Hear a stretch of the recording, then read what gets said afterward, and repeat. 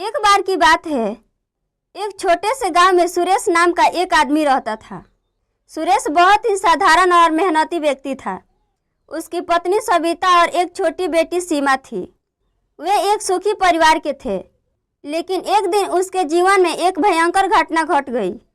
गांव के बाहर एक पुराना और उजड़ा मकान था, जिसे लोग भूतिया हवेली के नाम से जानते थे। यह हवेली वर्षों से वीराना पड़ी थी। लोगों का कहना था कि इस हवेली में एक चुड़ैल रहती है, जो रात को बाहर निकलती है और लोगों को परेशान करती है। सुरेश इन बातों पर विश्वास नहीं करता था। उसे लगता था कि यह सब सिर्फ एक कहानी है और इनमें कोई सच्चाई नहीं है। एक दिन गांव के कुछ लोग सुरेश से मजाक करने लगे और उसे चुनौती दी कि वह रात को उस हवेली में जाकर दिखाएगा। सुरेश ने उसकी चुनौती स्वीकार कर ली। उस रात जब सब लोग सो गए, सुरेश ने अपनी टॉर्च ली और हवेली की ओर चल पड़ा। हवेली के पास पहुंचते ही उसने देखा कि वहां का माहौल बहुत ही डरावना था। चारों तरफ अंधेरा और सन्नाटा था। हवेली की टूटी फूटी दीवारें और टूटे हुए खिड़कियां, दरवाजे और भी भयंकर लग रहे थे। सुरेश ने अपनी टॉर्च जलाई और धीरे धीरे हवेली के अंदर प्रवेश किया। अंदर घुसते ही उसे ठंडक का एहसास हुआ। सुरेश ने चारों तरफ देखा, सब कुछ धुंधला और जाल से भरा हुआ था। उसने आगे बढ़ना जारी रखा और हवेली के मुख्य कक्ष में पहुंच गया। वहां उसने देखा कि एक पुरानी तस्वीर टंगी हुई थी। तस्वीर में एक औरत थी जिसकी आंखें बहुत ही भयंकर लग रही थी। अचानक सुरेश को लगा कि किसी ने उसके कंधे पर हाथ रखा है। उसने तेजी से पीछे मुड़कर देखा, लेकिन वहां कोई नहीं था।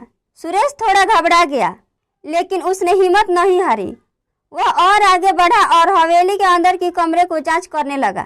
तभी सुरेश ने एक अजीब सी आवाज सुनी। यह आवाज किसी औरत के रोने की थी। सुरेश ने आवाज की दिशा में चलना शुरू किया। वह आवाज उसी हवेली के एक बंद कमरे तक ले गई। सुरेश ने धीरे से दरवाजा खोला तो उसने देखा कि वहां एक औरत बैठी हुई थी। उसकी लंबी काली बाल, सफेद साड़ी और लाल आंखें उसे बहुत ही डरावना बना रही थी। सुरेश समझ गया कि यह वही चुड़ैल है जिसके बारे में लोग बात करते हैं। चुड़ैल ने सुरेश को देखा और धीरे धीरे उसकी तरफ बढ़ने लगी। सुरेश का दिल तेजी से धड़कने लगा। उसे समझ नहीं आया कि वह क्या करे। तभी चुड़ैल ने जोर से हंसना शुरू कर दिया और कहा, क्यों आए हो यहाँ? क्या तुम्हें अपनी जान प्यारी नहीं है? सुरेश ने हिम्मत जुटाई और बोला, मुझे इस गांव के लोगों ने चुनौती दी थी, इसीलिए मैं यहाँ आया हूँ। मुझे तुम्हारे बारे में सब कुछ पता है। तुम यहाँ क्यों रहती हो और लोगों को क्यों डराती हो? चुड़ैल ने उसकी बात सुनकर कहा, तुम्हें मेरी कहानी नहीं पता है। मैं एक समय इस गांव की एक साधारण लड़की थी। मेरा नाम राधा था, लेकिन कुछ वर्ष पहले गांव के लोगों ने मुझ पर झूठा इल्जाम लगाकर मुझे मार डाला। मेरी आत्मा को शांति नहीं मिली और मैं चुड़ैल बन गई। अब मैं उन लोगों से बदला लेने के लिए यहाँ रहती हूँ। सुरेश ने कहा, मुझे तुम्हारी कहानी सुनकर बहुत दुख हुआ, लेकिन अगर तुम्हें शांति चाहिए तो तुझे माफ़ करना सीखना होगा। बदला लेने से तुम्हें कुछ नहीं मिलेगा।